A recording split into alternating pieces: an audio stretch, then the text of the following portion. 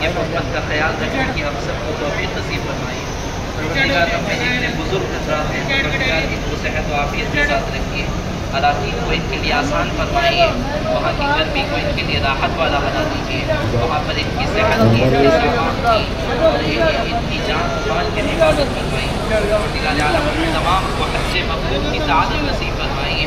परवरदिगार ये जब वापस अपने मकाम पर लौटे तो जिस तरह हुकूम ने बशारत की है कि एक बच्चा अपनी माँ के पेट से जिस तरह मासूम पैदा होता है, परवरदिगार इन तमाम के वापसी भी उसी तरह हुई है। अपने तमाम गुनाहों से सय्यिदना मुहम्मद व अला आलिहि व अस्हाबिहि अजमईन वल्हम्दुलिल्लाहि रब्बिल आलमीन।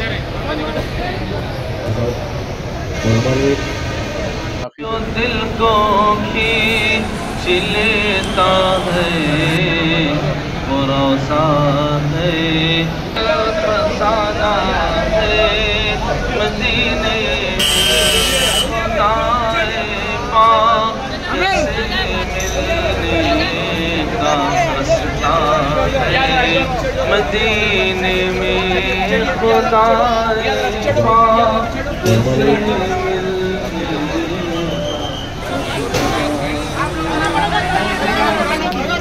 हटाओ साइड में हटाओ, साइड में हटाओ।